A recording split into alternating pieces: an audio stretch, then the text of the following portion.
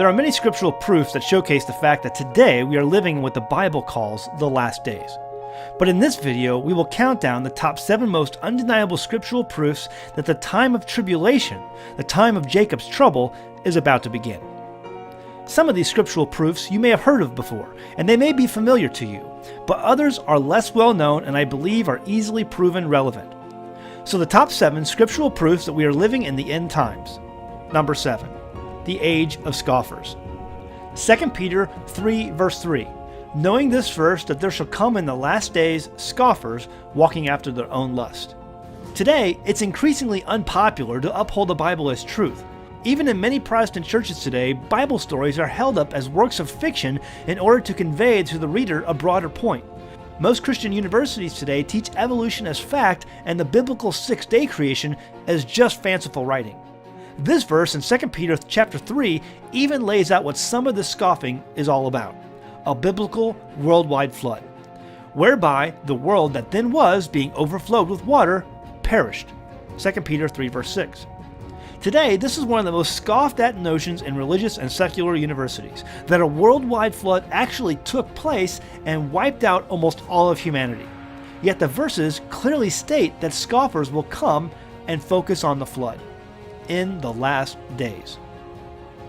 Number 6. Perilous Times. This know also that in the last days perilous times shall come.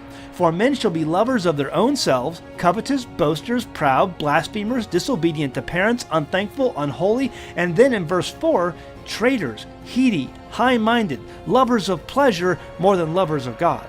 Can anyone with an accurate view of history identify a more evident time where people openly sinned in public without a care about who knew or who was watching? University students walking around displaying sexual replicas of male anatomy are openly admitting the sins of the Bible and being allowed to maintain a status of authority. Or how about a legal system that allows the open murder of human beings and a government that pays for it all? The whole world, all of it, has forgotten what sin is and is no longer shamed by it. We've come to hate good and love evil. We hate life and we love death.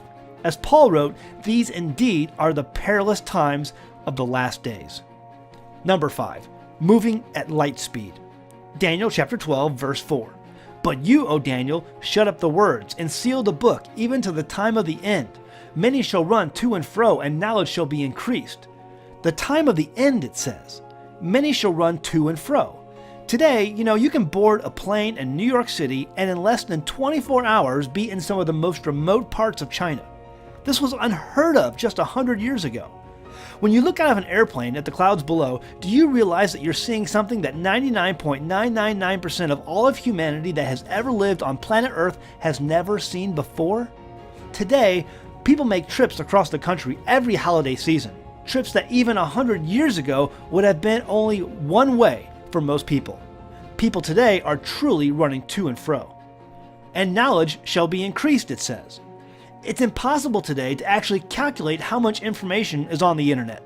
Knowledge has grown beyond the ability to actually measure it, literally. Today, you can go on YouTube and learn how to be a mechanic, or how to fly a plane, or grow onions, or install solar panels. You can literally learn any aspect of world history, biology, mathematics, engineering, and all from multiple points of view. Knowledge has increased at the time of the end. Number 4. The fullness of the Gentiles. Romans 11 verse 25. For I would not, brethren, that you should be ignorant of this mystery, lest you would be wise in your own conceits, that blindness in part is happened to Israel, until the fullness of the Gentiles come in. Many Christians might be familiar with this verse, but many fail to understand that Paul is referencing the prophecy given by Jacob to his grandson Ephraim back in Genesis and a verse in Daniel. And Joseph said unto his father, Not so, my father, for this is the firstborn. Put thy right hand upon his head. And his father refused and said, I know it, my son, I know it. And he also shall be a people, and he also shall be great. But truly his younger brother shall be greater than he, and his seed shall become a multitude of nations. Jacob told Joseph that his son Ephraim would be great amongst the nations, the Gentiles, not great as in powerful, but great as in numbers. And remember the verse we just read in Daniel chapter 12? Well, if you keep reading, you get to verse 7. And when he shall have accomplished to scatter the power of the holy people, all these things shall be finished. This verse also is directly connected to the prophecy given by Jacob and spoken of by Paul in Romans chapter 11. We, you and I, happen to live in a place in history where all of the earth has been explored and its people groups have been made known to each other. With the exception of a tribe or two of people located deep in the Amazon, all of humanity has been discovered and explored over the entire planet. What does this mean? It means that humanity has encompassed the earth as a whole. We're everywhere. The seed of Jacob has become a multitude of nations, and the fullness of the Gentiles is ready to come in. Number 3. The EnviroPig and Chimeras. Isaiah 66, verse 17. For by fire and by his sword will the Lord plead with all flesh, and the slain of the Lord shall be many. They that sanctify themselves and purify themselves in the gardens behind one in the midst, eating swine's flesh, the abomination, and the mouse shall be consumed together, says the Lord. Now, most Bible scholars will agree that this last chapter of Isaiah is about the final judgment of God and the millennial 1,000-year reign of the coming Messiah. And that when he comes, people will be eating swine's flesh, the abomination, and the mouse together. Just a few years ago, a university in Canada successfully created what they called the EnviroPig, a pig that grew faster and produced less methane gas, making it cleaner for the environment. They achieved this feat by combining the pig with DNA from a mouse and E. coli bacteria. E. coli bacteria comes from fecal matter in the intestines. Let's read it again. For by fire and by his sword will the Lord plead with all flesh, and the slain of the Lord shall be many. They, eating swine's flesh, the abomination, the mouse, shall be consumed together. Because of a public outcry on the project, both the FDA and Health Canada shelved the requested approval, and the Canadian university stored the genetic DNA of the project until a later date. But universities and other agencies have since taken the data from the project and used it to further develop and alter pig DNA with mice DNA along with the DNA of E. coli bacteria. The technological marvel of mixing pig with mice DNA and the DNA of E. coli bacteria is something you could only see in these last days. Number 2. The Rosetta Age. Genesis 11, verse 6 through 7. And the Lord said, Behold, the people are one, and they have all one language, and this they begin to do, and now nothing will be restrained from them, which they have imagined to do. Go to, let us go down, and confound their language, that they may not understand one another's speech. Let's think about this. All of humanity has been divided by speech since Genesis. God specifically says that this language division is to keep man from doing whatever they can imagine to do. Today, you have devices such as the Pilot and computer programs to overcome most language obstacles. Even Google has translation ability built into its search engine that translates in real time. It's safe to say that the barrier God placed upon humanity back in Genesis has been removed, or soon will be. Today you have genetic experiments and government projects like CERN that involve dozens of countries and their top scientists. There are no language barriers in these projects anymore. The last time humanity had the ability to communicate without obstruction, the creator of heaven and earth decided to step in. With the removal of language barriers so close to becoming a reality, the involvement once again by our Heavenly Father must be close at hand. Number 1. The return of obedience. Deuteronomy chapter 4 verse 30 and chapter 30 verse 1 through 3.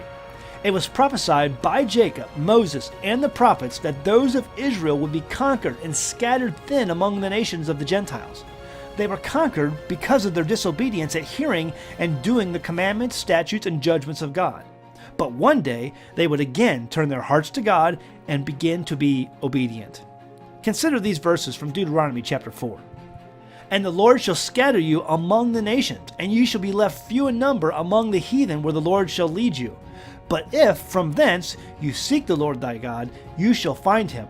And if you seek him with all your heart and with all your soul, then when you are in tribulation and all these things are come upon you, even in the latter days, if you turn to the Lord your God and shall be obedient unto his voice, You shall therefore keep his statutes and his commandments, which I command you this day, that it may go well with you and with your children after you, and that you may prolong thy days upon the earth, which the Lord thy God gives thee forever.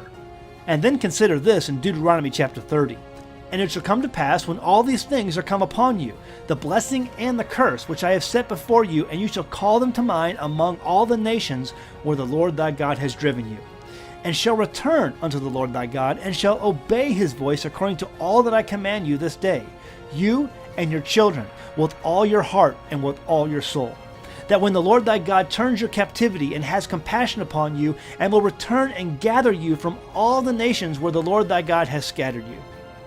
There is a huge movement growing among the people of the world to once again hear the words given by God to Moses and to return to those ways, to begin to obey the commandments, statutes, and judgments, to keep the feasts that God says are his and throw off the feast of Rome.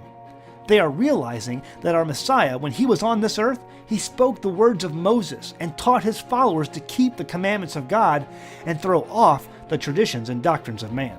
So the number one scriptural proof that we are living in the last days is the simple fact that people are coming back to the commandments of God to be obedient to the fullness of his Torah. For more videos and studies, please visit us online at newtotorah.com.